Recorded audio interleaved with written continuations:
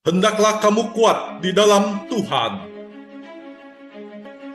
Karena perjuangan kita bukanlah melawan darah dan daging, tapi melawan penguasa gelap dan roh-roh jahat di udara. Kenakanlah seluruh perlengkapan senjata Allah dan berjaga-jagalah dalam doa.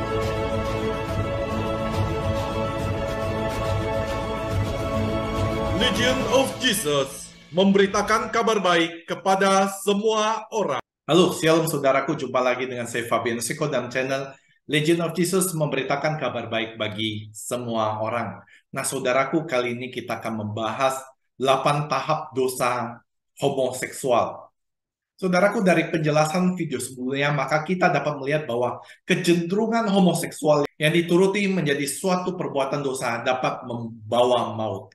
Namun, yang menjadi masalah adalah sering tahu bahwa hal ini berdosa, tapi sering tidak dapat melepaskan diri. Hal ini disebutkan karena dosa tersebut telah menjadi suatu kebiasaan dari jiwa. Perkembangan dosa homoseksual dibagi menjadi 8 tahap sebagai berikut. Kita akan melihat tahap yang pertama. Tahap yang pertama adalah pikiran tentang dosa datang dalam pikiran. Ini bukan dosa, tetapi suatu godaan. Pada tahap ini penolakan terhadap dosa akan menjadi lebih mudah kalau kita membuang jauh-jauh pemikiran tersebut dengan cara mengalihkannya kepada hal-hal lain seperti berdoa ataupun memikirkan tentang neraka dan juga lain hal sebagainya. Tahap yang kedua adalah kalau pikiran dosa atau godaan ini tidak segera dibuang jauh-jauh, maka akan menjadi dosa ringan.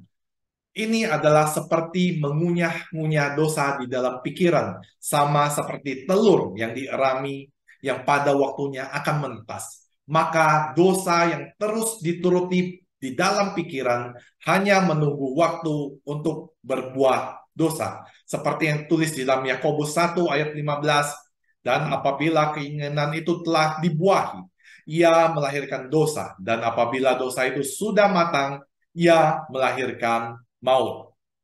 Di tahap yang ketiga adalah tahap ini adalah perkembangan dari pemikiran dosa yang didiamkan atau dinikmati oleh pikiran, kemudian akan membuahkan keinginan untuk berbuat dosa. Di sini bukan hanya pikiran, namun godaan sudah sampai di dalam hati. Yesus mengatakan bahwa orang yang mempunyai keinginan untuk berbuat dosa sudah berbuat dosa, seperti yang ditulis di dalam Matius 5 ayat 28. Tetapi aku berkata kepadamu, setiap orang yang memandang perempuan serta menginginkannya sudah berzina dengan dia di dalam hatinya. Tahap keempat, akhirnya di dalam tahap ini seseorang memutuskan untuk berbuat dosa.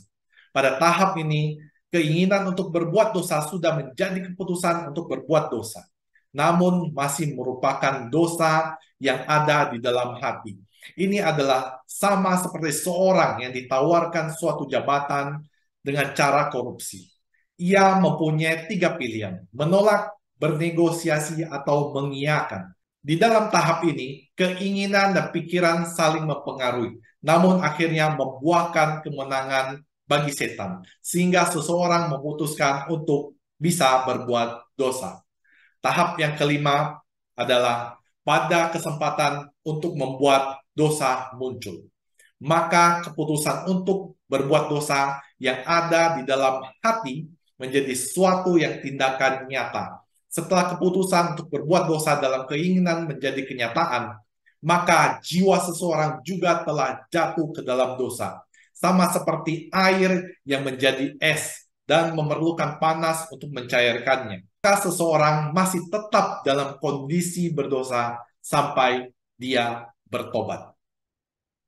Yang keenam adalah perbuatan dosa yang sering diulangi akan menjadi kebiasaan berbuat dosa atau menjadi sebuah habit atau kebiasaan jahat. Dengan mengulang perbuatan dosa, maka ada sesuatu tahap kefasihan untuk berbuat jahat dan keinginan hati sudah mempunyai kecenderungan untuk berbuat jahat. Bapak Gereja menghubungkan bahwa 3 kali Yesus membangkitkan orang mati melambangkan Yesus membangkitkan manusia dari dosa di dalam hati. Dosa yang dinyatakan di dalam perbuatan dan dosa yang sudah menjadi kebiasaan.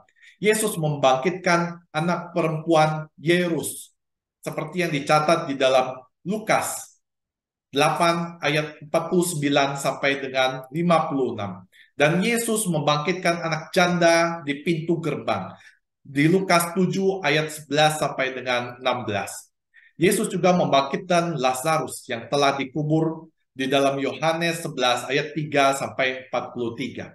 Hal ini melambangkan kebangkitan dari dosa yang telah menjadi kebiasaan.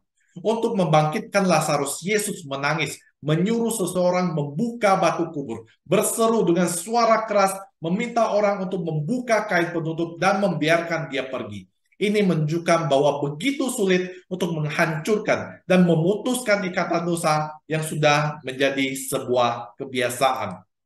Yang ketujuh adalah perbuatan dosa dan kebiasaan untuk berbuat dosa akan disusul dengan dosa yang lain. Karena rahmat Tuhan tidak dapat bertahta lagi di dalam hati ini dan seseorang tidak dapat melawan dosa tanpa adanya rahmat Tuhan. Maka orang ini tidak mempunyai kekuatan untuk keluar dari dosa dan malah berbuat dosa yang lain. Alkitab mengatakan bahwa Tuhan mengeraskan hati Firaun untuk menggambarkan akan kebiasaan berbuat dosa yang menjadikan Firaun berbuat dosa yang lain secara terus-menerus. Hal ini dicatat dalam Keluaran 9 ayat 12. Dan Allah berfirman, inilah tanda perjanjian antara aku dan juga kamu serta segala makhluk yang hidup, yang bersama-sama dengan kamu turun-temurun untuk selama-lamanya. Rasul Paulus menyatakan bahwa Allah menyerahkan mereka kepada pikiran-pikiran yang terkutuk, sehingga mereka melakukan apa yang tidak pantas, karena mereka tidak merasa perlu untuk mengakui Allah. Hal ini dicatat di dalam Roma 1 ayat 28.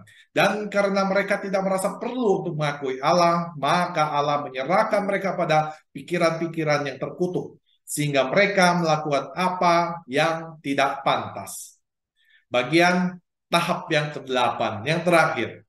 Pada saat kejahatan benar-benar berakar di dalam jiwa seseorang, maka seseorang akan melakukan dosa yang benar-benar jahat sampai dengan titik membenci Tuhan.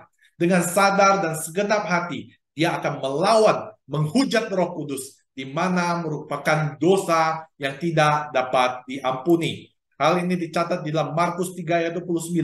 Tetapi apabila seseorang menghujat Roh Kudus, ia tidak mendapat ampun selama-lamanya, melainkan bersalah karena berbuat dosa kekal. Demikian saudaraku apa yang bisa dapat saya sampaikan mengenai 8 tahap dosa dari awal sampai dengan akhir. Semoga hal ini menambah pengetahuan Anda, terus menguatkan iman Anda untuk menjadi seorang yang suci dan tidak berbuat dosa.